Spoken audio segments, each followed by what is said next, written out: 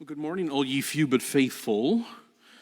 It's good to have you all here. It's a busy morning around the campus. This is probably why we don't have a lot of folks. We have our first Eucharist parent meeting going on next door and a whole variety of other different things. But thank you all for being so faithful and to come and learn about your faith a little bit more. We've got Dr. John Meinert, who's here with us today. Last week, Gina talked a little bit about moral theology, and this is going to be sort of a continuation of that particular talk. Dr. Meinert is an associate professor of theology over at Franciscan Missionaries of Our Lady University in Baton Rouge. And we've got a good partnership with the diocese and a lot of students from St. Margaret that attend. So let's welcome Dr. Meinert here with us today. And I'm going to excuse myself so I can go deal with second grade parents. Is that mic turned on? I'm going to turn this one on. Does this work? You good? Okay. It's not going to interfere with that one, is it, when it's on? Okay.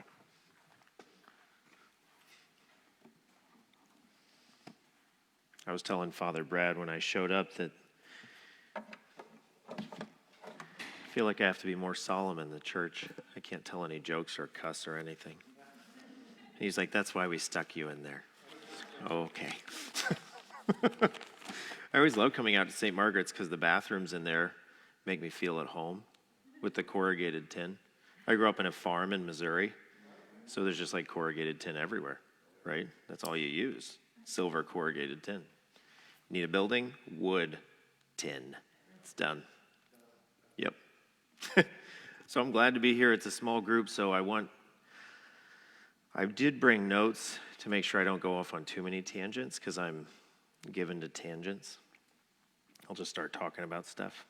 So I'm going to try to keep myself on task, but feel free to interrupt me at any point because I don't care. Yeah, sure, definitely. Yeah. So, as Father said, last week you had a little preview, and I saw what was taught just on moral decision making. And so I thought this week I'd give you some kind of broader background understanding of the church's teachings on ethics and very broad understandings of how we live the new life that Christ gives us in a way that's hopefully accessible, but also frames really well the kind of background information that you got, that frames the information you got last week. So my specialty's in moral theology and ethics. And anytime we pretty much hear the term ethics, most of us aren't too pleased about it. Usually because it's in the workplace or something, they're like, there's this ethics training, and you're like, great. I'm going to go in there, and they're going to tell me I shouldn't accept cookies from my patients, Like if they offer you cookies, don't take them, But you really do want to eat the cookies because they're chocolate chip, and the person who made them, and they're famous, that kind of thing. So this kind of experience we have of ethics is something that's burdensome and unwanted in our lives is a relatively common one in the United States. That it sees ethics as a kind of limitation on my person, my desires, my happiness. It's some kind of compromise I make because otherwise I'm going to get in trouble, right? It's my son. One of my sons is a troublemaker. Actually, most of them are troublemakers. All of them are troublemakers.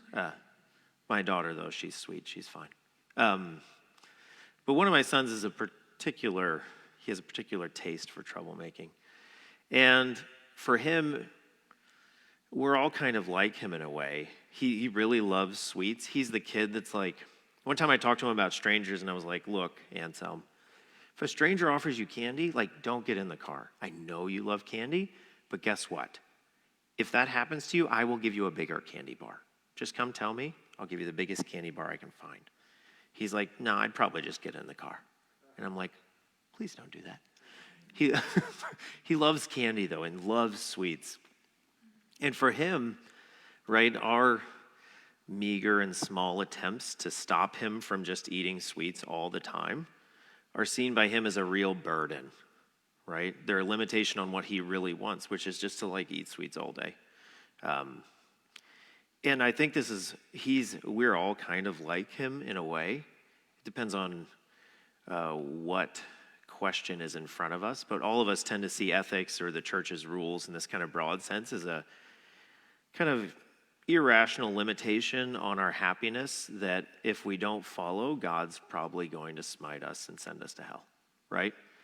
Like if it weren't for me and my rules, he'd just eat candy all the time and be happy. But I come in and like make his life awful by threatening to punish him if he, sneaks into the cookie jar again, etc. In a really deep way, this kind of view of ethics or God's commandments or the rules or whatever you want to have it, leave it vague at this point, is the way we all tend to think about the guidance the church or God gives us for our moral lives. We tend to see it like an ethics seminar at work. It's like, look, I'm just going to get through this. This isn't really relevant to my life, but I'll do it because I have to. Otherwise, they're going to fire me.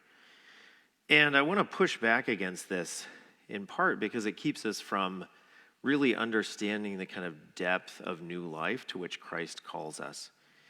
And the kind of alternate conception of ethics, you might say, is that it's a guidance that God and the church gives us for how to live the best human life we can, the happiest human life, the fullest human life. It's in some sense guidance for what we do all really want. And so it's not irrelevant for my life. It's not like the ethics seminar. It's actually deeply relevant, most relevant, because all of us want to be happy. These two different conceptions of ethics, right? One that sees it as an obligation and one that sees it as helpful guidance, are actually based on two conceptions of freedom. We tend to think of freedom as Americans as primarily negative, right? That it's, I'm more free the more I get to do whatever I want. The more I get to have no rules, have no one impinge upon me. So anything that comes from outside, right? Me with my rules about cookies, or the church with her rules about, I don't know, loans, or about sex, or about or about temperance, or about justice, or about something like that, or just these really awful impositions that God gives us because he's bigger than us and he's going to make us suffer if we don't listen, right? So the conception of freedom there has been called a freedom of indifference, right? What freedom really is this power to do whatever I want.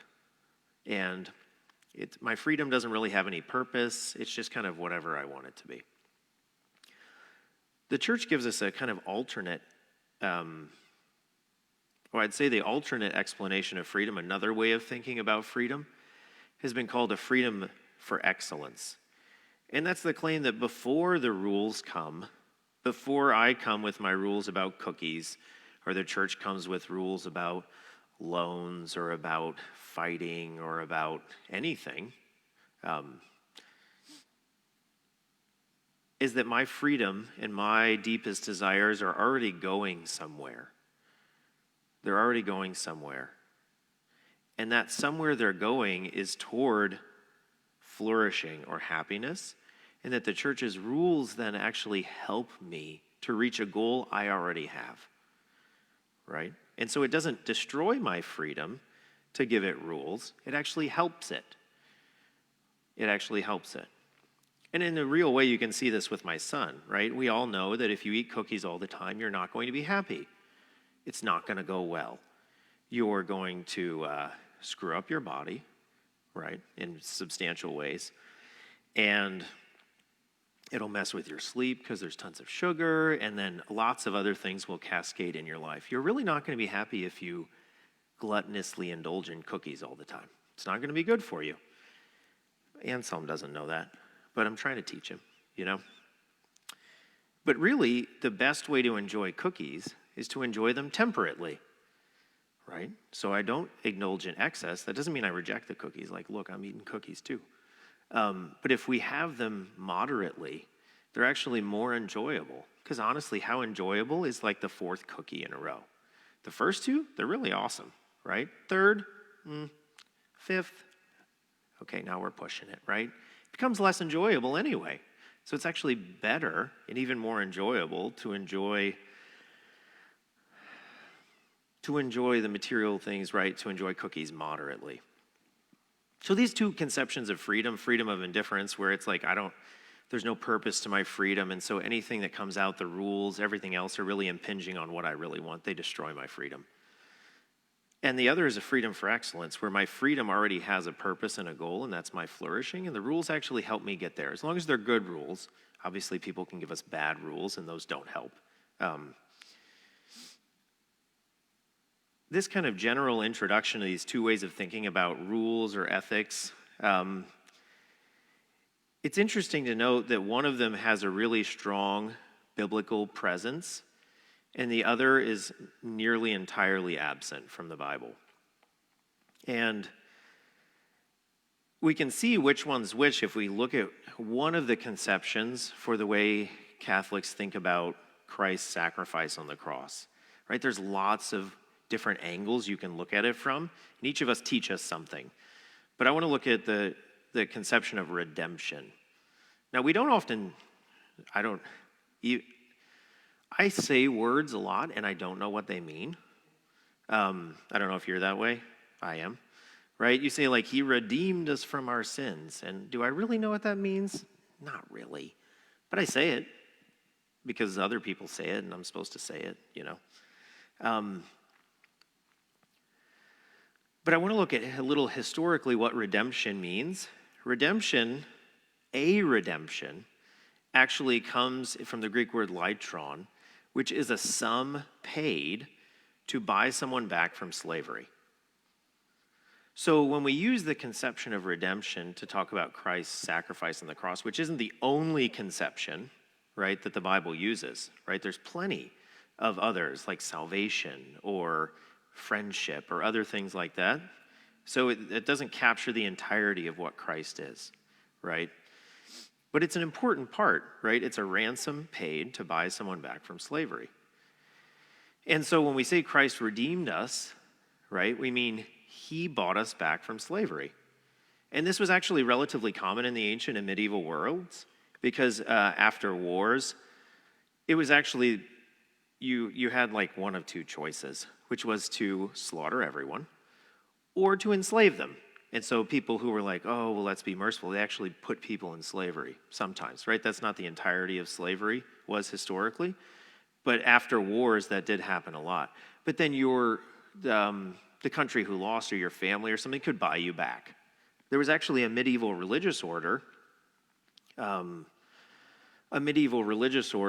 was entirely founded on offering themselves as redemptions for people sold into slavery. They were called the Mercedarians. They don't really exist very much anymore because, well, thankfully, after wars, we don't just enslave people, right? But there were entire religious orders. That's what they did. That's literally what they did. If you signed up to be a Mercedarian, you were preparing to offer yourself as to take the place of someone who was a slave. Okay, so back to the Bible, right? Jesus offers himself as a redemption to buy us back from slavery. Well, if that kind of brings up immediately the question, slavery to what, right? And the easiest answer is, right, a slave to sin, right? I mean, it just brings it perfectly. It's like, what are we enslaved to? Sin, clearly. And so notice, if we think about Christ's action in that way, under the lens of redemption, you might say, what is the notion of freedom there, right? That sin is something that enslaves us, right? It's something that destroys our happiness. It's something that destroys our purposes, our goals, everything like that. In other words, Christ frees us by taking us away from sin. Notice that the freedom there is freedom for excellence, right? It's that second sense of freedom. It's not that first sense of freedom of indifference where Christ comes and makes us do things that we don't want. In fact, he comes and redeems us from sin so that we can live the fullest human life. We see this, that sin enslaves us in really like substantial ways in some people's lives. And you can see it in like a total and serious way when you get involved with certain things that they really do enslave you. And they're really hard to stop, even if you want to. A benign example is like our cell phones. Like how many of us could honestly, and I talk to 18-year-olds a lot, but let's be honest, my mom's worse than 18-year-olds, most 18-year-olds. Like everyone thinks like millennials and Gen Zers are addicted to their cell phones. Mm-mm. It's my parents. They're way worse.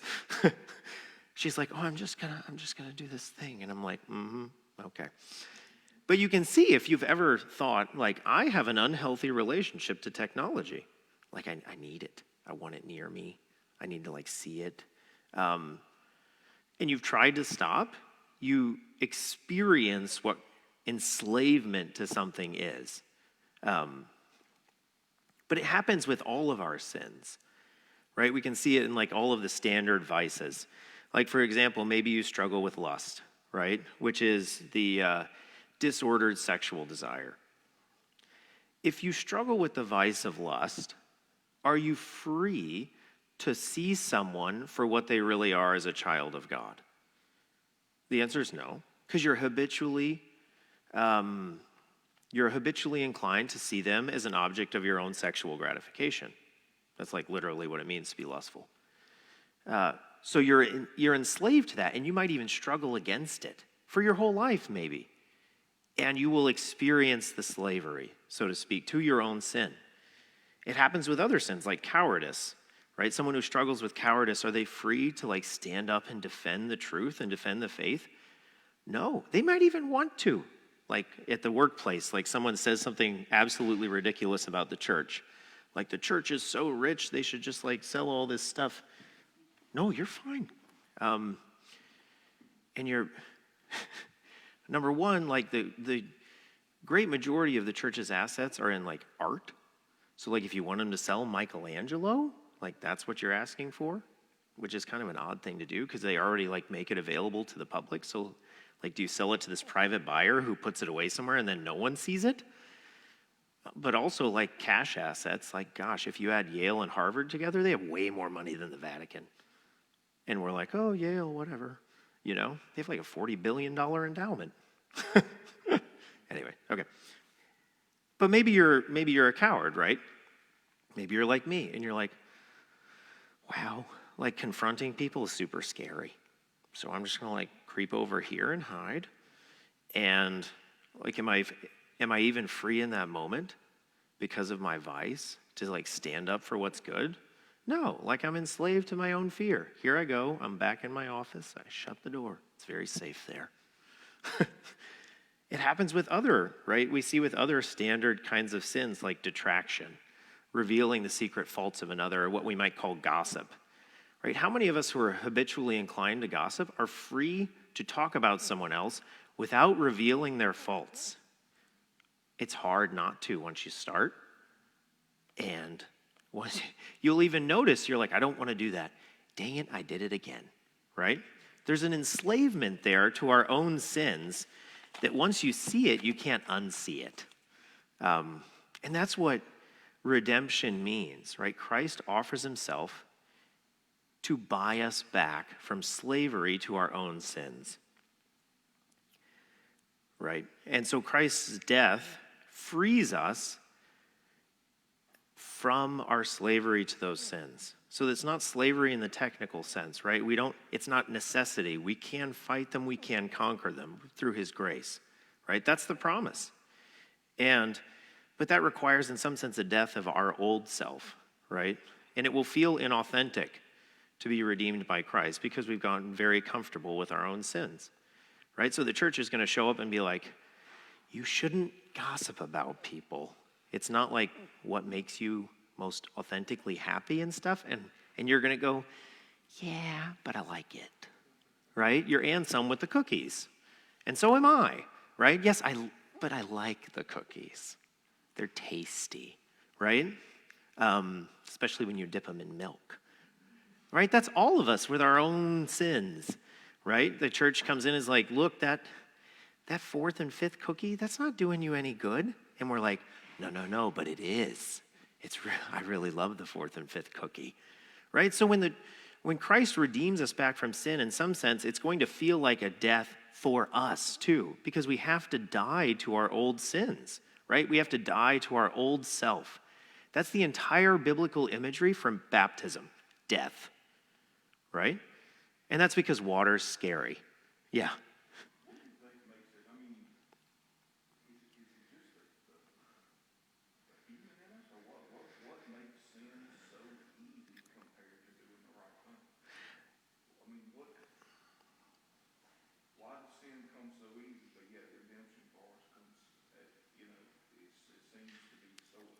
Right. Right.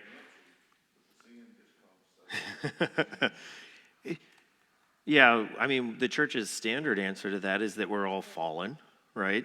That we're inheritors of original sin, and that has disordered us in substantial ways. But it's not like total for everyone. And the Lord was merciful. And usually each of us only struggle with like one or two of the vices our whole life, and not with someone else's. So for me to receive Christ's redemption about being like hopeful, that's like totally natural to me. Like no big deal. I don't expect this world to fulfill me. I don't expect, right? When things go poorly, I'm like, well, of course. Like I'm hoping for eternity, you know? But for someone else, it might be really hard.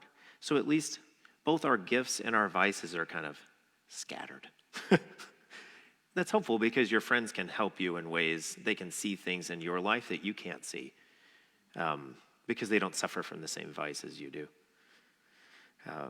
So in some ways it will feel inauthentic, right? Especially with those things which we love in disordered ways.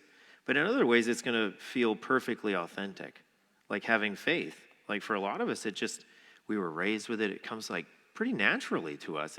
We don't have to struggle with the sins of disbelief a lot. It's not like I don't struggle with that on a daily basis. Whereas other things, definitely. You know, so it's a mixed bag.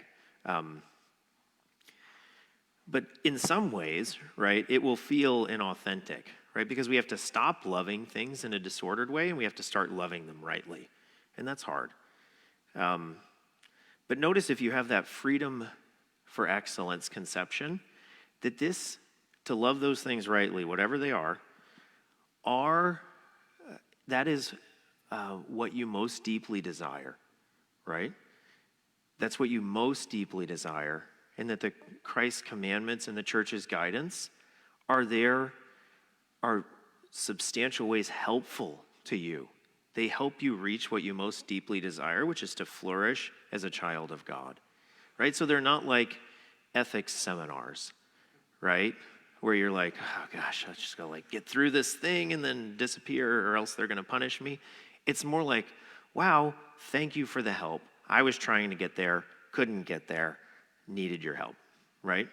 So you should see, we all struggle in different ways, but we should all look at the church's guidance and God's guidance for our moral lives like that is something we deeply want and desire. So how do we, getting more particular, I mean, all of that sounds nice. You're like, yeah, sure. But then you like got to go home and make decisions. And it's like, how is all this abstract stuff even really that helpful for me? It's helpful in some ways, but it's not immediately clear. And that requires us to look at the biblical conception of how redemption is both received and lived out. As I said before, like when Christ redeems us from sin, it's going to feel like a death. And what is death an imagery for? Baptism, right? There's a reason that the church has used baptism, that the imagery around baptism is all about imagery of death, because it's a death to sin. And that's because water's scary, right? If you were an ancient Israelite, water killed you a lot, right? You were out there, it gave new life because you got to like fish and get food from it, but also there's storms and like crazy stuff down there. Like who knows what's down in the depths? I understand this because I'm from the Midwest. Water, scary. It's deep, there's waves, don't like it. And you're all like, what? The Gulf's awesome. And I'm like, keep me away from that. I don't like swimming in the ocean. There's like stuff down there. I don't know what's down there. Anyway, but for the ancient Jewish mindset, water was a symbol of both of life. We needed to live, but also it could kill you, right? Very easily, right? Lots of people drown. There's storms. There's unknowns down there in the depths of the water. It's pretty scary. So it's like this polyvalent symbol, right? It means many things, and that's why it's perfect for baptism. Because as you go under the water, right, you're submerged, you die, right? That's what it is. It's death to your old self, to your old sins, and then you rise with Christ to new life. That's the Christian imagery of baptism. And this changes us, right? The church uses this like, I don't know, it's almost like something you'd hear in a hospital. It's like, now you have a permanent mark on your soul. And you're like, okay, not sure what that means. Doesn't sound good, right? You go to the hospital and they're like, you have this thing. And you're like, let me Google that. Because you don't know what they're talking about. It's like the church shows up and it's like, you're dead to sin and you have a permanent mark on your soul. And you're like, cool. But all that, the church is taking that permanently marked language from things they used to do to ancient soldiers and ancient letters, which is, right, when the emperor sent a letter, you'd put wax on it and then put your ring in it, right? It marked it permanently to know that it was from the emperor. Or they would often brand soldiers, and so you would know whose army they were fighting for, so to speak.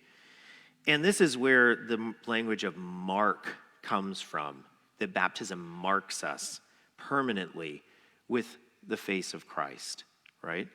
Because who dies and rose to new life? Christ. That's all baptism is. That's why it's a sacrament, because it's a participation in Christ's death and new life.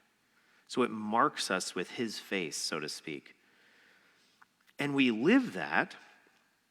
The Bible teaches that because baptism submerges our life with Christ's death, and then he pulls us out of the water to new life, that our life is in some sense hidden with his, right? This is the language St. Paul uses, which is kind of flowery, but it's beautiful.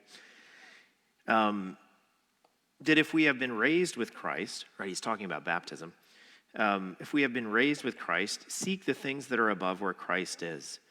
Set your minds on things that are above, for you have died, been baptized, and your life is hidden with Christ in God, right? So because you've been marked in that way, now you are his, and you should act like it.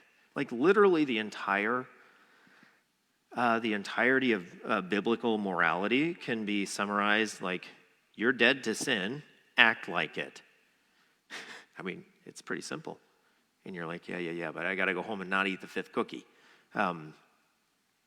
The early church writers used to use the image of Christians who had been baptized and gone back to sin, kind of like all of us, as a dog who would return to its puke. And we're all like, but if you have a dog, you know what happens, right? They puke, and then they're like, maybe I'll eat that. And you're like, don't eat that. You just puked that up, right? That's what Christians are who go back to their sins, right? We puked that up. You rejected it. You got rid of it. You were buried with Christ. You rose to new life. Why are you eating your vomit, right? You gave it up. And you're like, but the vomit tastes good. You're like, no, it doesn't. But the fifth cookie does, kind of. So how do we live this redemption from sin is largely explained by St. Paul using the theological virtues, right? He says, these three abide, faith, hope, and love, but the greatest is love, right? So a lot of on the ground, what our moral lives are going to look like, and what the church's rules are trying to push us to live, are to live those three virtues, faith, hope, love. They're the things we learn in like catechism class. You memorize it, you don't know what they mean, right? You're saying words, you don't know what they mean. That's the start of learning a new language, right? If you've ever learned a new language, you like say things, you're like, I don't really know what I'm saying, but I get the coffee when I say it, so cool. That's the same way kind of leaning into the church's language about faith, hope, and love is. It's like a new language. Sometimes you say things you don't understand. It's fine. Just keep saying it.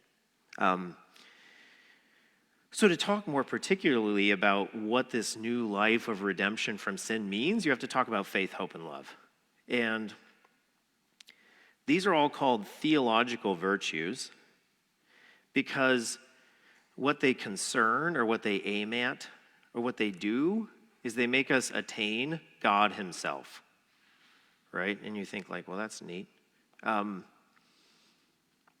way a lot of ethicists will talk about it is that our virtues are differentiated, separated from one another by the things they concern, right? So the virtue of temperance concerns like food, drink, sex, right? That's what it concerns. It doesn't concern fear, right, which is courage, and it doesn't concern the rights of others, which is justice. It doesn't concern other things, right? So it's different from the others. That's why we give it a different name. It's like trees, they're not cars, right? So some virtue is not another virtue. But that's what's really cool about the theological virtues is the way we differentiate them from other virtues is that what they concern is God, right? They help us rightly relate to God. And they're all, in some sense, a participation in God's own life, right? This is what it means to receive Christ's redemption, right? We die with Christ, we're raised with Christ, and then we cooperate with this redemption through the theological virtues, right? Through our faithfulness, through our hopefulness, through our love. And that's the way we live that new life on the ground. So it gets terribly practical very fast. And all of them are in some sense, right, because we've been buried with Christ and marked with his face, are a participation in God's own life. I mean, that's kind of crazy stuff to say. Like you hear something so often and you become anesthetized to it, right? It's like, yeah, I participate in God's life. Isn't that nuts? That's a little nuts, right? It should catch us, it should startle us every once in a while to be like, God gave us a share in his life. That's weird. I mean, it's weird a little bit. It's cool, but it's weird. So it strike us as odd in some ways and beyond us. So the virtue of faith, right, the technical definition is a habitual disposition to believe whatever is revealed by God, right?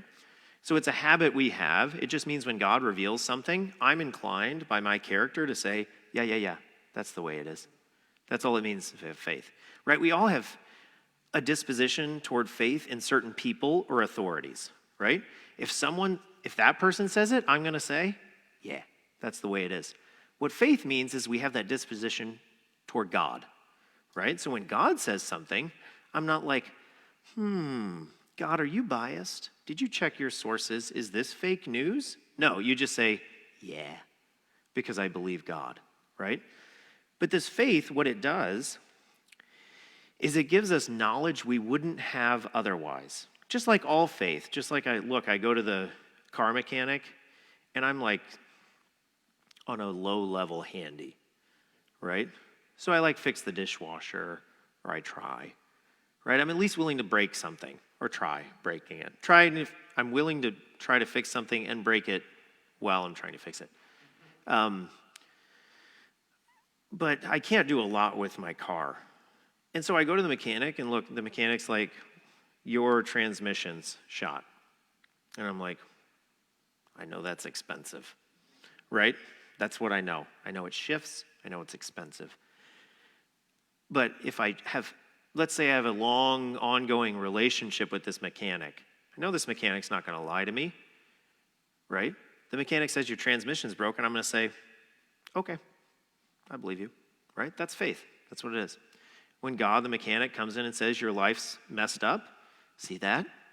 Because I'm in the church. Your life is messed up. You say, yeah, it is. Or he says, I'm triune. You say, yep, like I'm three persons, one God. I became incarnate in Jesus Christ, that kind of thing. You say, yes. That's it, right? That's what faith is. But it gives us a knowledge that we wouldn't have otherwise, right? We're not going to discover these things by going outside and being like, oh, look, God's triune, right? But once you know it, it can illuminate the entire world, because that's where the world comes from. So then you go out and you look with the eyes of faith at the world, and you start to see that community, right, a communion of persons, is actually, there are signs of God everywhere in the way things fit and agree with each other and are united, etc., right? Sometimes it goes overboard, right? Early Christians were like, look, there's the Trinity in the roots of the plant, because there's 3 roots, and then there's a stem, and you're like, maybe, maybe not, I don't know. Anyway, but they're looking with the eyes of faith. And so that's the beginning of holiness, is to begin to see the world with the eyes of faith, right? If you want to start somewhere, that's where you start.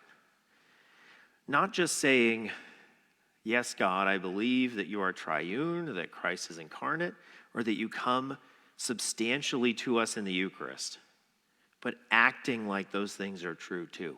Like, what does it even, how would you act if you really thought that was true? That's what it means to have faith kind of more deeply penetrate your life.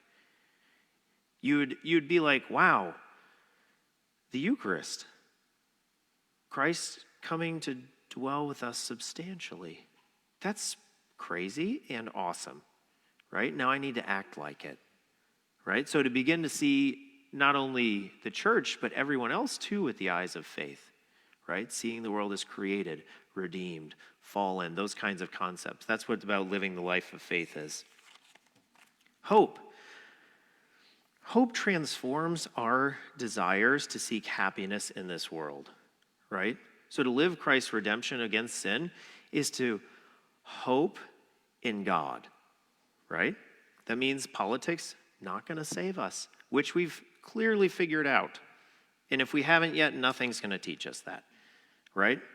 It's not going to redeem us. It's an important part of making politics, both keeping it both important and in its proper sphere of life. Not God, not going to redeem us, right? Our hope is in the Lord, right? And what hope means is that we seek eternal life with God's help. That means that every action of my life, I'm seeking God's face, right? And that I don't expect those other things of the world, whether they're food, sex, marriage, I don't know, wealth, or to fulfill me. I don't expect them to fulfill me. Because down that road is only despair and unhappiness at the end. And the only way we can keep up our collective delusion that somehow like wealth is going to make us happy is because we don't yet have it, right? Because once you get it, then you figure it out. At least I'm told, right? Or if you look at the celebrities who are like super wealthy, do they look happy? The answer is no. They look very unhappy. Yet the rest of us are like, gosh, if I were only like them, I'd be happy. But we don't learn. We don't look at them and like, they're not happy, right? So what makes you think like you being super rich would make you happy? It won't, right? Right? We seek the face of God as our happiness, right? That's what hope does. It makes it a habitual part of our character to only see God as fulfilling us. And then love, right? Love is the very heart of the spiritual life and the moral life. I tell my students, like, if you can love God and you can love your neighbor, you're done. And they're like, wow, that sounds easy. And I'm like, yeah, go try. Come back and talk to me after that. Have you met your neighbor? If you haven't, go try meeting them and then come and talk to me again. Because you'll realize it's a lot harder. You don't even have to just love your neighbor, but love your enemies, right?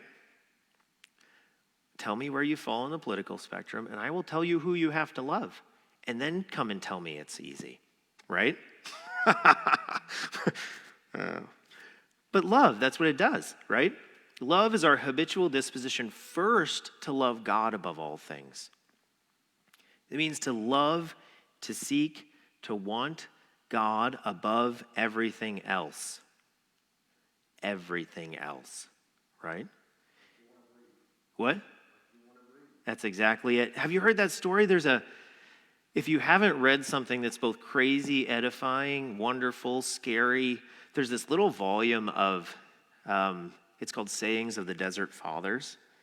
So in early Christianity, after the years of persecution ended, Some Christians were like, look, this Christianity thing has got too easy because no one's trying to kill us anymore.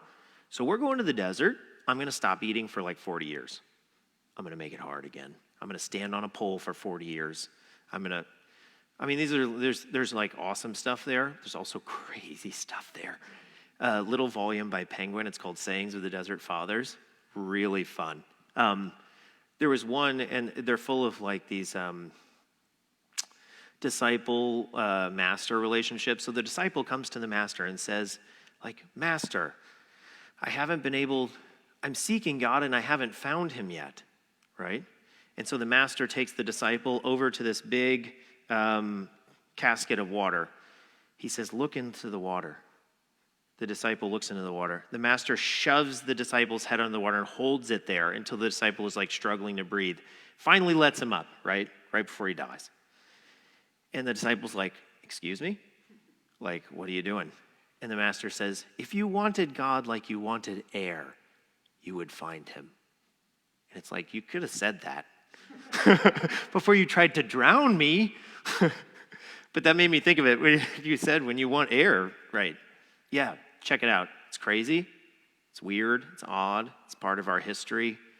It's edifying. It's lots of different things. But that's it, right? We have to want God above all things. He has to be our deepest love, right? And historically, this was understood to say that our love for God makes us friends with God. And that is also, in some ways, a crazy thing to say, right? By our love, that's the way we live our redemption, we become friends with God. Not just like acquaintances, like send each other Christmas cards, or you like see each other every once in a while, but like friends, your best friend, right? You're best friends with God. And it's like, that sounds really trite. Part of that's because we don't have any real experience of like true friendship, someone who's like there for us and loves us no matter what. And like a person with whom you share your deepest joys, sorrows, won't hurt you, is there for you. Most of us, our deepest experience of this is marriage, but sadly for many of us, that's not a real experience of friendship either, even though it should be. But if you think about what friendship should be, right? Two people walking together, sharing life, sharing their knowledge, sharing their time, their loves, etc. That's what our relationship to God should be. And Christ makes this clear, right? And no longer do I call you servants, because a servant does not know what his master is doing, but I call you friends. And we just like gloss over that. But it's crazy to think I'm friends with God, right? It helps you think about the whole moral life, and it's like, and what's contrary to it by thinking of like what would be contrary to a friendship. Like if I did this thing to my best friend, would they be upset, right? Or my best friend did this to me. Like they didn't call me for 2 weeks. Would you be upset? You probably would, right? That's why prayer is important. Etc., right? Like Sunday Mass, the requirement. If you have a standing date with your best friend, do you skip it for no good reason? No, right? Do you skip it if you're sick? Yeah, your friend's not going to be like, what the heck, man? Like, I was there waiting for you. And it's like, yeah, I was laying in bed, 103 fever, COVID, that whole thing. And your friend's going to be like, oh yeah, got it, right? That's an easy way to think of our Sunday obligation, is it's really just a standing date with a friend. And an easy way to think, am I going to be blamable by skipping this? To think, would this destroy my friendship? And if you don't have a good excuse, obviously it would. If you're like, look, friend, I prefer to golf more than I prefer to be with you. Well, obviously that's not going to go well. Your friend's going to go, like, what's our friendship mean to you? Anyway, so we're friends with God. And it's in the light of our friendship with God that we love everyone else, even our enemies. There's this weird thing. This is why parents are always anxious, right, about who your kids' friends are. My oldest kids are 7, so I'm not that anxious about it yet. You become like your friends, don't you? You start to love the things your friends love. That's part of what it means to be friends, to love the same things. And So that's why we have to be both careful about our friends, but also our friendships can be so helpful in our life because they help us come to love and see the world rightly, if they're loving and seeing the world rightly. But say we're friends with God, right? That means our love for God, our friendship with him transforms us. It changes us. It makes us love and see the world the way God loves and sees the world, right? And that's a lifelong thing, but that's the light under which Christ commands us to love our enemies, right?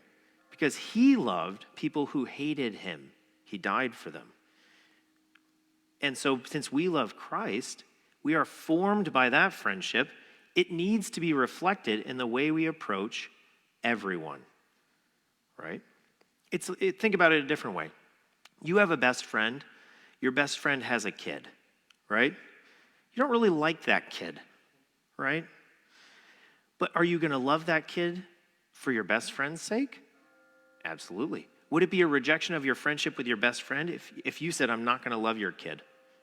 It would be, right? Think about your love for God and your enemies the same way, right? Your enemy, whoever they are, right? Your neighbor is someone for whom God loved them so much that he died for them, right? They're created by God, and he died for them. And so your friendship with God should transform the way you look at that person, right? You have to see him with the eyes of faith and the eyes of love. Is that hard? Definitely. But Christ says with his grace we can do that. But that's what it means to love God and love your neighbor. And, right, to see our neighbors and our enemies with the eyes of faith, right? With the eyes of love, transformed by our love for God. The other virtues that our baptism gives us to live this supernatural life, there's a lot to be said here, but there's entire books. If you want books, you can talk to me afterward, and I've got good recommendations. But you can just go read the catechism on these virtues too. These other virtues help us relate to the world rightly after we're redeemed by Christ. So just like the theological virtues help us relate to God rightly, we believe him, we hope in him, we love him, and through that love, we love our neighbors. But we also have to relate to the things of this world. Like, look, I have to buy things, I have to eat things, I have to be in political relationships with people. Like, are you totally irrelevant to that God? And the answer is no, obviously. So God gives us other virtues that help us live those relationships well in a way that we most deeply desire and will most fulfill us. So, and these are typically located as the cardinal virtues. Cardinal just comes from Latin word, which means hinge. That just means these are the most important. So prudence. Prudence is practical wisdom.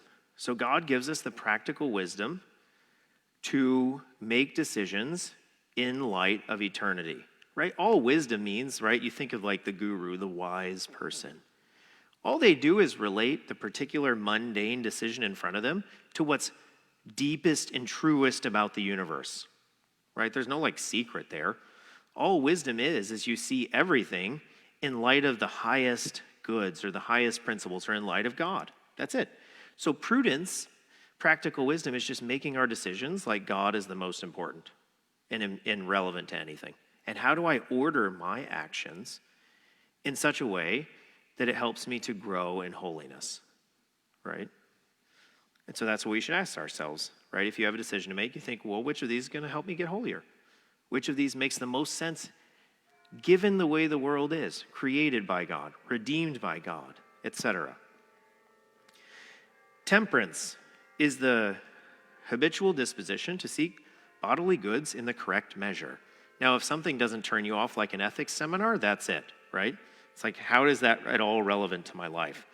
All it means is that you have to seek the goods of this world like they're not going to totally fulfill you, right? And if you overseek them, that's what you're doing, right? You're expecting the cookies to fulfill you, or sex to fulfill you, or drink to fulfill you, etc. Are these things bad? Absolutely not. Are they bad in immoderate levels? Absolutely. And that's all it is, right? We desire our food. We desire sex. We desire drink in as much as it helps us to be holy. That's it, in a prudent way, right?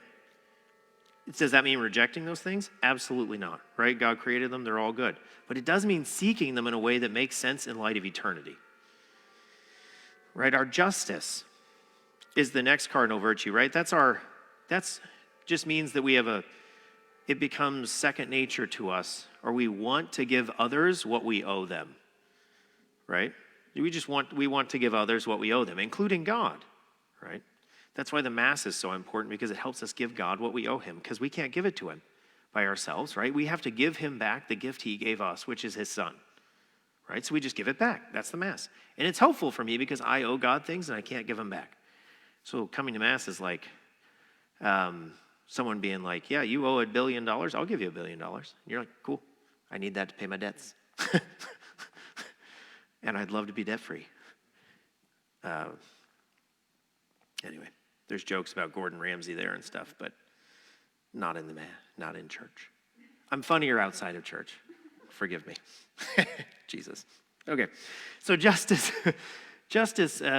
transforms our desires so that we want to give other people what we owe them, right? It's not like something we think, oh, this is going to destroy my happiness, just like moderate or a reasonable pursuit of food and sex is going to destroy your happiness. That's what's going to make you more happy, to pursue it in a way that makes sense in light of eternity. Same with justice, right? It's going to make you more happy. It's going to make you flourish more if you give each person you meet their due, what you owe them, right? It's including God. And then fortitude, right, or courage, right, is a transformation of our lives so that we have the ability to seek the difficult good and to not have so much fear that we abandon our commitment to Christ and to the moral life. But it's not just something we turn against other people. Fortitude is something we turn against ourselves too. Because really, let's be honest, what's the biggest obstacle, the biggest difficulty, the biggest thing keeping me back from holiness is myself. So when we think of courage, we think of like the courage to overcome that external obstacle, and it's definitely that. But a lot of it is the courage to overcome me, right? To fight against myself and my sinful tendencies. I tell my kids this, right? You're in a battle with yourself, right? It's not about me.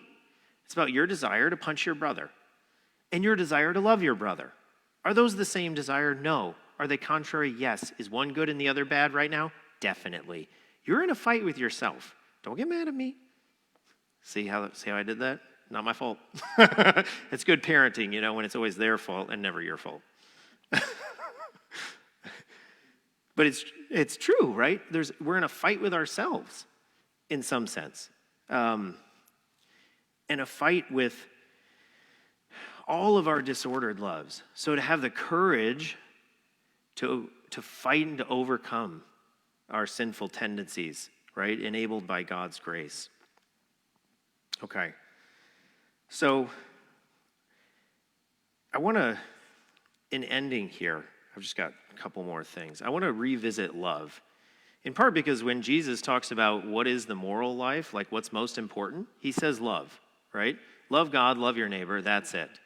Those are the first and second commandments, one place. He says that they're the first and most important commandment, and the second is like it. In the other place, he says they're one and the same commandment, which is scary. It's scary because I only love God as much as I love my neighbor.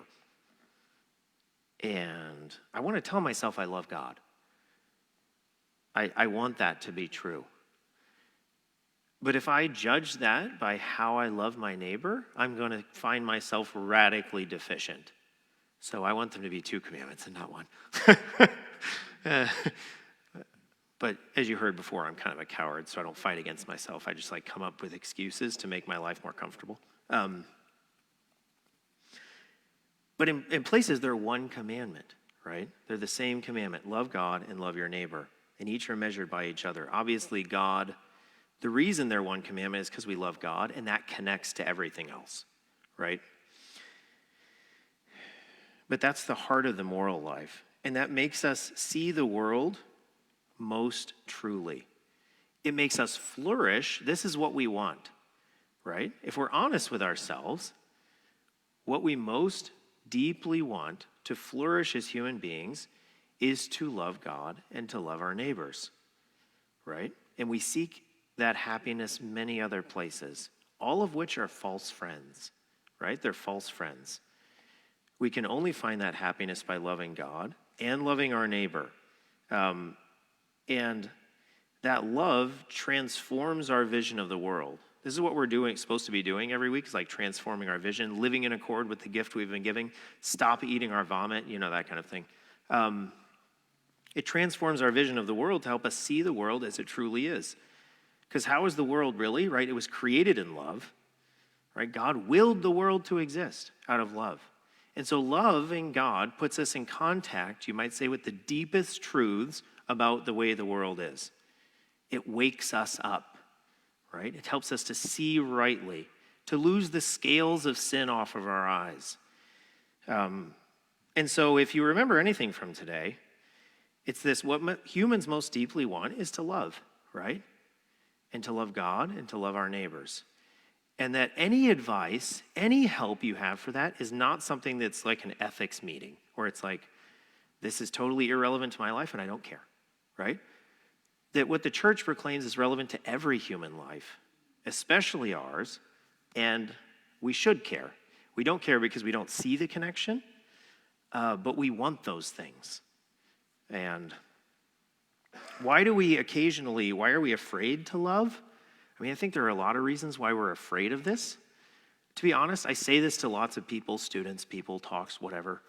And if I'm honest with myself, this is very scary to me, right? But as you know, I'm a coward. So lots of things are scary to me, like talking to people. That's number one. Social interactions make me anxious. I'm an introvert, It's like, ooh. People who like talking to other people, they're weird. Lots of things are scary, especially right now in 2020 or whatever year it is, 2021. Why are we afraid to love? I say these things and I'm afraid of them, even though they're what I most deeply want. I think we're afraid to love in substantial ways because it requires us to go beyond ourselves, right? To entrust ourselves to God, and we don't know what he's going to do with us, right? It's kind of scary to not be in control. I find that way. That's why I don't like the water, because I'm not in control anymore. Those are big waves. They take me where they want. I can fight, but only a little bit, right? It's like a riptide. Do I want to be in the riptide? No. Loving God's like a riptide. I want to be in the riptide, but I also don't, because it's taken me wherever it wants me to go, and I don't know if I want to go there. But I do, but I don't. See what I mean? It requires us to go beyond ourselves. Love requires us to subordinate, to fight against at least our disordered desires for all those other things in our lives. And I'm like, look, I get it. If I commit to loving God above all things and loving my neighbor, my life's going to have to change. And I don't want that, right? But I do want it, though. Right? That's the promise, is that this is in fact what we most want and what will bring us the most fulfillment. But we're scared of it. We're scared of it because all the little things we've used to inoculate ourselves against the truth of who God is and the way the world is have to go. And so we're scared of love for that reason. But I think third, we're scared of love especially because it opens us up to suffering. I think the Buddhists have it right. That if you want to never suffer, you have to desire nothing, right? That's the whole point of a lot of Buddhist philosophy, is to exterminate desire so that you don't suffer. Because desire and suffering go hand in hand, right? But so do love and suffering. And this is why I think we're afraid to love, because it really does open us up to suffering. If I want God above all things, if I want the good of my neighbor above all things, am I going to suffer more? The answer is absolutely, right? Because you won't suffer if you don't care about things. You'll be like, oh, it doesn't matter to me, right? Who cares if my neighbors go to hell? Who cares if my neighbors aren't eating? Who cares if God's praised? I don't. I'm a very good Buddhist, not a very good Catholic. But if I care about those things deeply, am I going to begin to suffer? Absolutely, right? And so this is the great paradox of the moral life, is that what we most deeply want what we most deeply want to flourish as humans, it comes by loving God and loving our neighbor, which simultaneously opens us up to a thing we don't want, which is suffering, right? And so we avoid what we most want because we don't want to suffer. But by doing that, we shoot ourselves in the foot, right? Because what we most want comes hand in hand with suffering, right? And so part of our fulfilled human life is opening ourselves up to that suffering by loving God and loving our neighbor. Okay. What time am I supposed to end? Oh, perfect. I've just got a little bit more on like practical tips. Because so we talked about, right, the two types of freedom and how Christ's redemption shows us that we're made for excellence and that those rules the church gives us, God gives us, and all of that are really important for what we most deeply want. That's to flourish as human beings, right? Christ buys us back from sin. Sin enslaves us. We live that redemption, right? It comes in baptism in that death, right? And then it comes in little baptisms every day when we die to our sinful desires. And we do that by living through the virtues, right? Faith, hope, and love help us relate to God. And then those cardinal virtues help us relate to our neighbor rightly. And that's how we live Christ's redemption very concretely. It's not about some ethereal thing. It's about how I relate to God. It's about how I eat. It's about how I procreate. It's about how I invest. It's about how I consume. It's about how I interact with my neighbors. It's about how I make decisions. It's everything, right? It's total. In part because sin's total.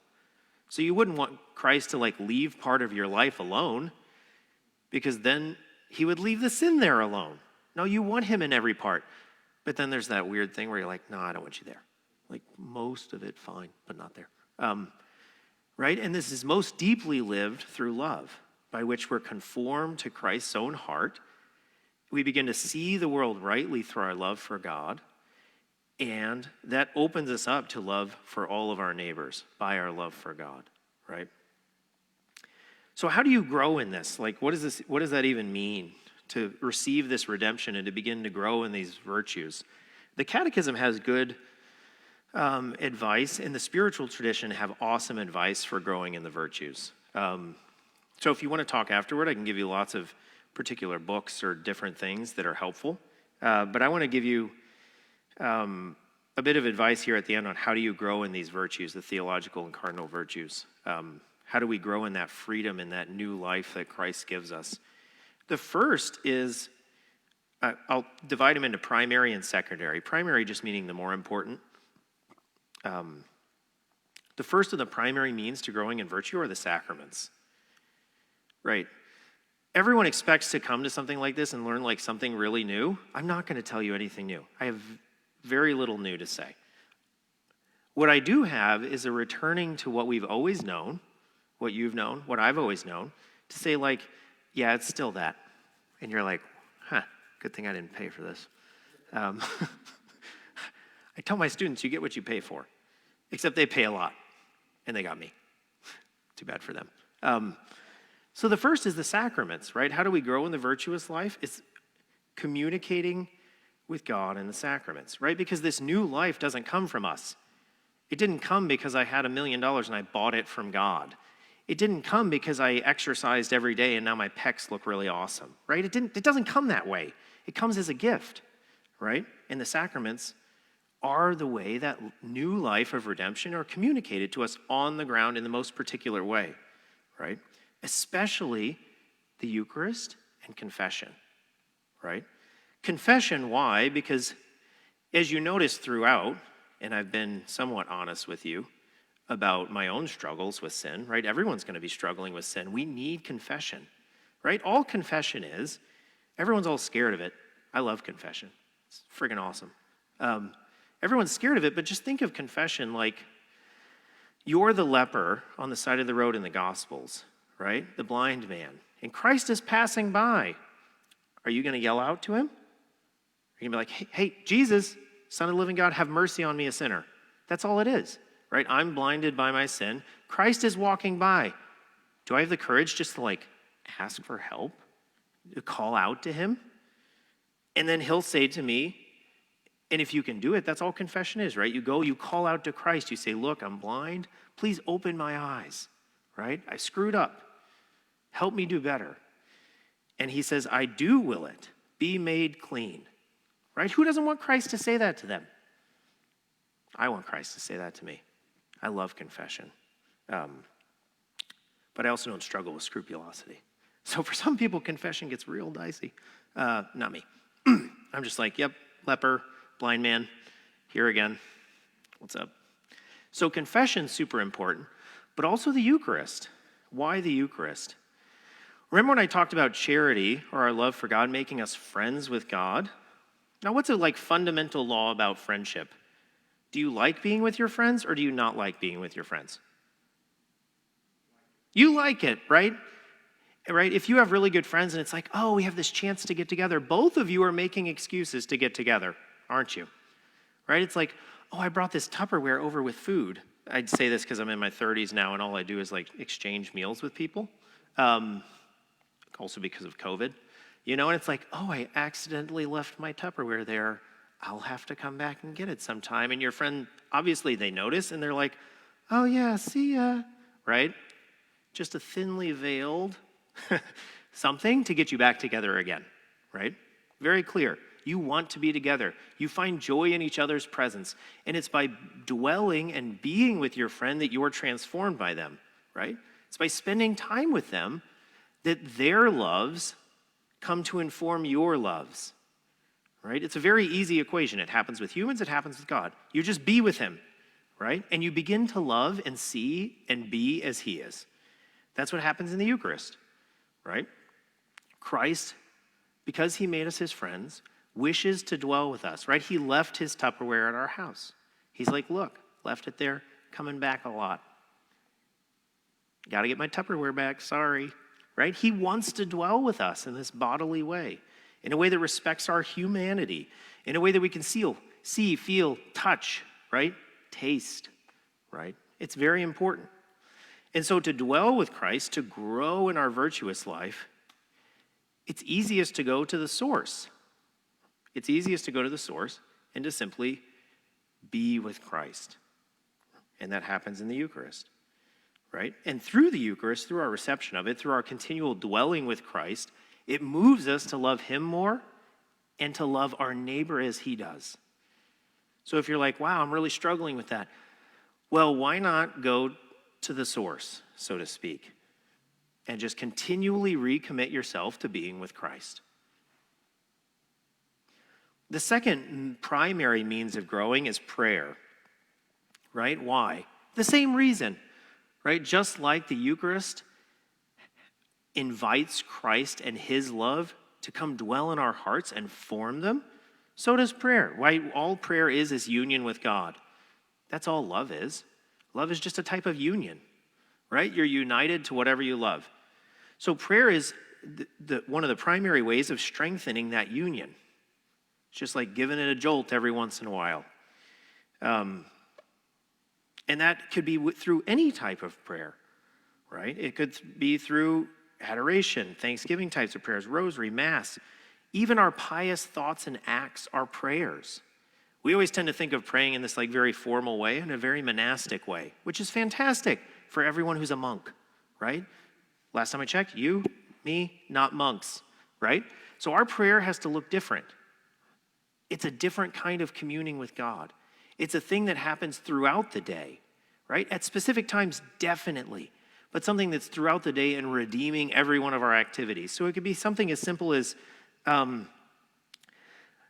a spirituality class, I have my students do this practice called the Jesus prayer. I don't know if you've heard about it. It's very common in Eastern Catholic spirituality and Orthodox spirituality. And it comes straight from the Bible. It just requires repeating, Jesus Christ, Son of the living God, have mercy on me, a sinner. And there are monks who repeat this for hours every day. You're right, you're not a monk, I'm not a monk. But what we can do is throughout the day, just say it, right? You're sitting on the subway, no subway here. You're sitting in your car, Jesus Christ, Son of the living God, have mercy on me, a sinner, right? You're pissed off at the guy who cut you off in traffic. Jesus Christ, Son of the living God, have mercy on me, a sinner. There's the fifth cookie. Jesus Christ, Son of the living God, have mercy on me, a sinner, etc. You see what I mean? And it's a way of sanctifying your whole day and just constantly communing with God, who is the source of our virtuous life. So that makes it easier. The third primary way is by doing acts of the virtue. I know this is like revolutionary stuff, but like in order to become more faithful, you kind of have to make acts of faith. Like, look, our virtues are like muscles, right? If you want to get better at something, my kids they want the easy train, just like I do. They started piano a year ago, and they're like, why am I not good at this? I'm like, do you practice? No. That's why. Most of us aren't Mozart. We don't just show up at the Vatican and memorize this thing that we heard and take it home and write it down. Some people are, but not us, right? So you have to practice. So if you're like, wow, I really struggle with the virtue of justice. I don't want to give people what they're due. I just want to get what I'm due, right? Then next, every time you have contact with someone, just think in your mind, what do I owe this person? And make sure you give it to them,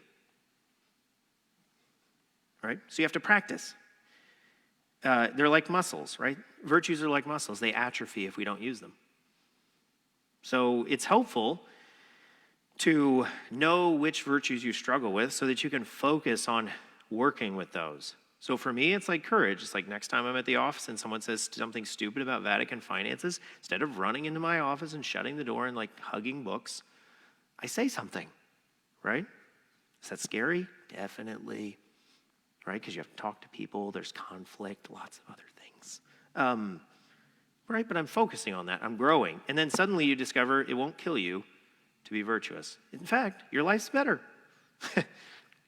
So those are the primary ways. The secondary ways of growing in supernatural virtue are myriad. These are all the different possible ways the different spiritualities of the church teach us. There's lots of different ways to do this, right? Have other people pray for you. You should have someone who loves you enough to pray for you. When you say, look, I'm a coward, will you pray for me? And they say, yes, right? These are our friends. And our friends are important because they know you often better than you do. So to go to them and be like, look, am I a coward? And they're like, yes, you're a coward. And I'm like, great, thanks. Right? So have people pray for you. Do the daily examination of conscience that's common in the Ignatian tradition, right? Called the examen, right? At the end of the day, you just look over your day. You're like, look, I screwed up in these ways, and I did well in these ways. God, give me the grace tomorrow to do better. Very simple way to grow. You could do the practice of the presence of God that's very common in the Carmelite tradition. Like, look, God dwells in us in baptism. Try thinking about that throughout your day. It's a cool thing to do. You could have a spiritual director. You can do spiritual readings. You can do Lectio Divina, right? There's lots of these different secondary ways of growing in virtue. Do penance, right? If you struggle with temperance, try doing something, right? This is what Lent is about. It's about picking a vice and attacking it. So if you know you struggle with a certain vice, like maybe you're vain, right? That means you like to be praised by people too much, and you don't refer that glory to God. Try as a Lenten penance never mentioning yourself in conversation. Super hard if you're vain. Really good for you. I did that one year, and I basically didn't even talk. It was really hard because I had to listen to other people tell me about their lives. Don't care. Guess what? What happened in my life? It's really great. You want to hear it, don't you? Anyway. So you can do penance, right? You can abandon yourselves to all the penances God permits us to have in our lives. Sometimes we don't have to visit ourselves penance. Sometimes our lives are penitential enough, right? Definitely. If you have kids, maybe. Like for years, I didn't sleep. 6 years, I made a monk look like he lived like a king, right? That monk's sleeping 6 hours a night straight? Soft. You know what I mean? We had twins first, so, I had to make myself feel better somehow. So part of it's just accepting God's penances as possible medicinal remedies to your vices and ways to grow in holiness. Doing the Jesus prayer, practicing silence, abandonment, living your works of mercy, saying the divine office, right? All those secondary ways are important for growing in virtue, but they're important because they connect us to the primary ways. Those things that we have to keep coming back to as Catholics, right? The sacraments and prayer, doing acts of virtue. And the importance of today was really just to say that that is what we most deeply want. That Christ's guidance for our life and the church's guidance is not like the ethics seminar at work, right?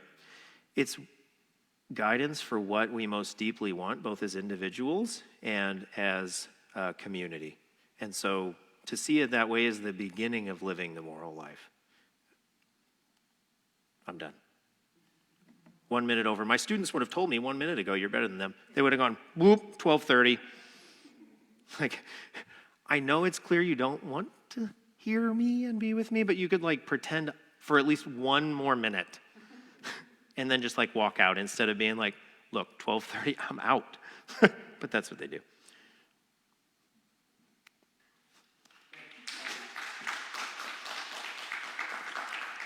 So I'm not going anywhere. If you have any questions or something, willing to sit and chat, or if you want to know anything else, I'll put my mask back on if I can find it. It feels so weird to have no mask on for like more than 10 minutes. I'm like, oh gosh, I'm naked. It doesn't it? It does. It's yeah. Anyway. You're talking about courage, especially yourself. Right. Standing up in front of others, you did really well. But when you're standing and evangelizing in front of others, especially on a topic that I think I know, but I don't know everything. Right. And it's paralyzing sometimes to try to lead others in the right direction. But am I really leading them in the right direction? Right. Yeah, I think one thing that helps me especially are, well, a lot of things that help me. 2 things especially is one, that my courage is not in my own abilities, but in Christ's grace.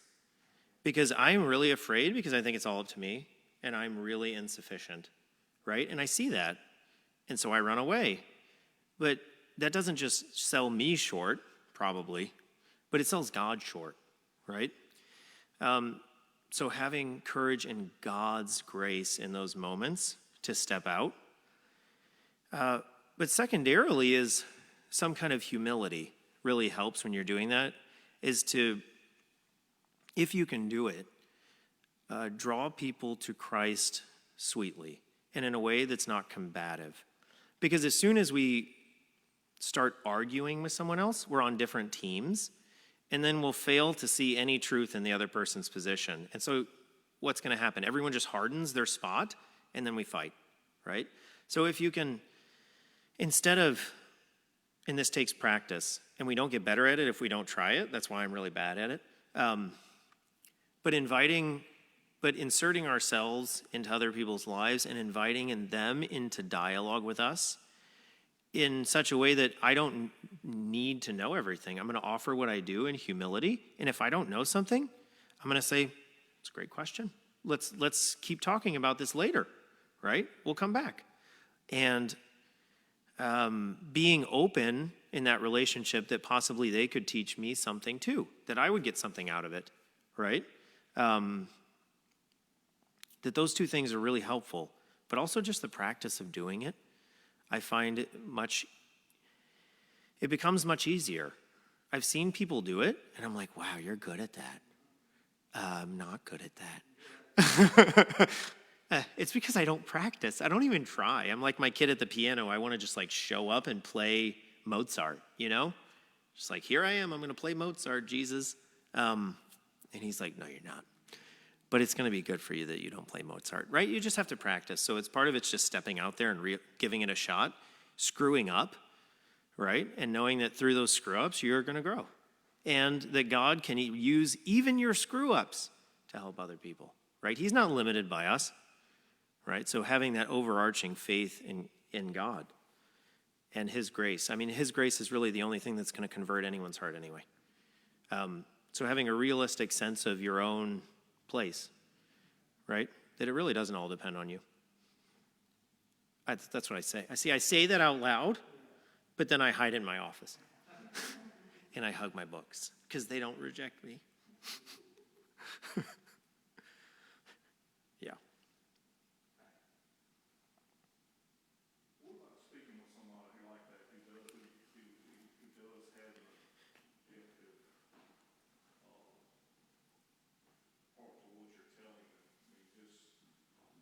I mean, you just get to a point to where you just have to just agree to disagree at some point when they seem to be set in their way trying to convince you that you're wrong. Right. When you're trying to speak on a point. Right.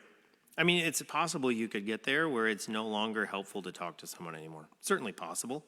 But before you get there, there's lots of ways you can kind of prevent that from happening, right? And then the number one way is by prayer, because nobody moves human hearts except God, right? Directly.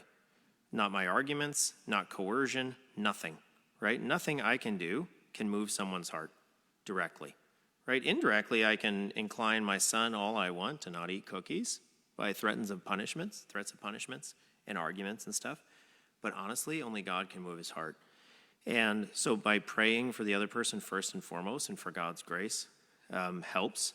But then also coming into the conversation and seeing it as more of a dialogue helps. So a dialogue, the way I separate dialogue from debate, is dialogue, you have a common goal, which is the truth, right? That doesn't mean it's going to be easy to get there, right? It's extremely hard sometimes. But that you're both committed, both to the other person and to the truth, it enables that to keep going, to keep going even through the difficulties where you might have to, for a while, just not even talk or agree to disagree or something because you can't find the right evidence or weigh it the same way or something like that. But keeping that fundamental commitment to the truth above all things and also to your love for the other person.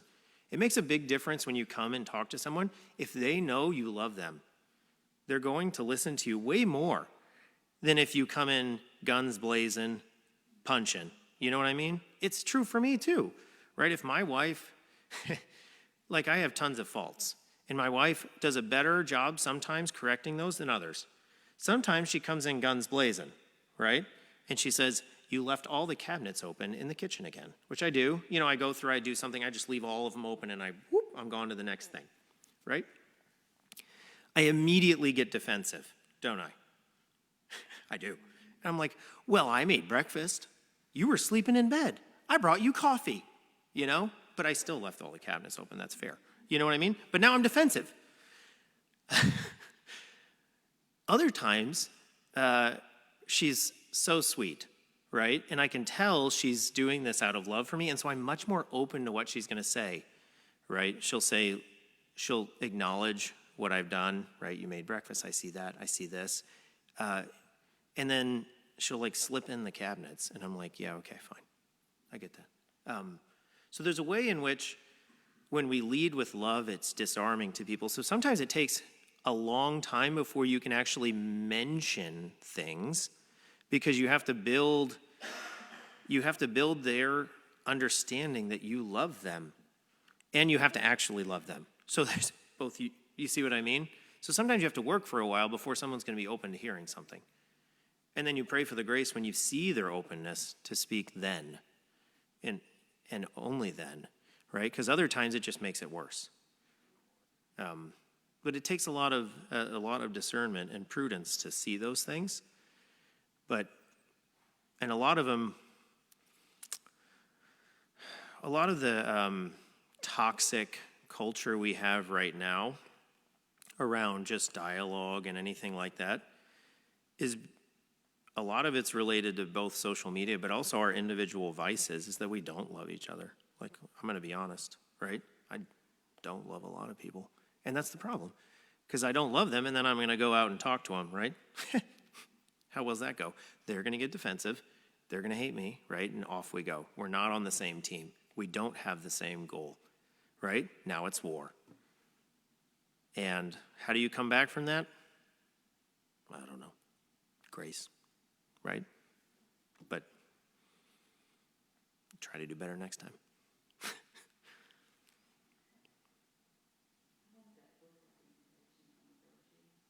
Yeah. So there are lots of different books you can read about virtue. And it depends on, like, have you read a bunch of books in the past, or are you, like, coming to this relatively new, or?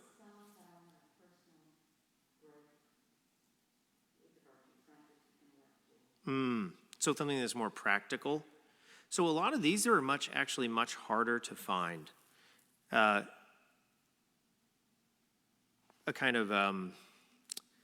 a book by, sometimes it's helpful to, I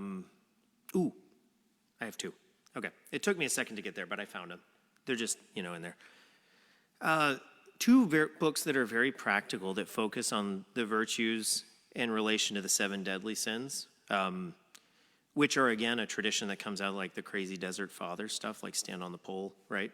After analyzing themselves and engaging in these practices for so long, they were like, these 7 things, like, these are the big ones, right? We got to focus on these that are really good. Is a book by an author named Rebecca Condick DeYoung, Deyoung,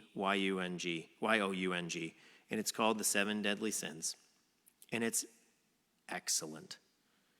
It's really good. Very practical, very accessible. Now, that one just goes through the vices, which is a good way to grow in virtue, is to look at the vices first and be like, look, I can't do that anymore.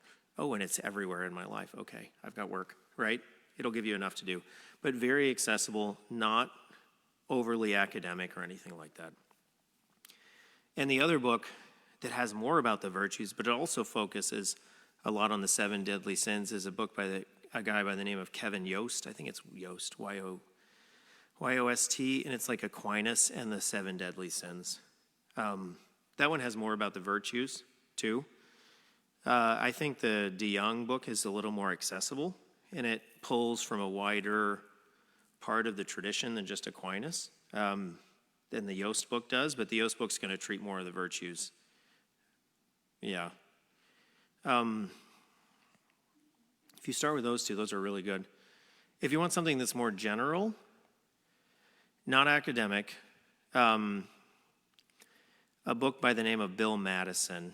He's the author, and it's called True Happiness and the Virtues.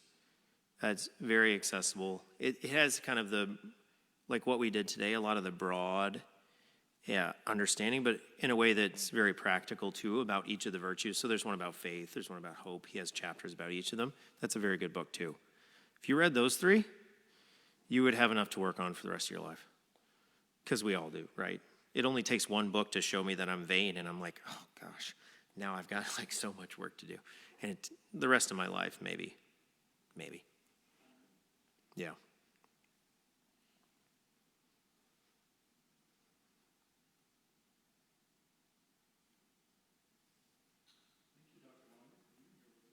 Yeah, you're welcome. I was glad to be here. Oh, good. It's always helpful for me. Sometimes saying the things makes them more real in my life, so I'm going to go home and try to be a better husband and father. Yeah, that's right. I'm closing those cabinet doors.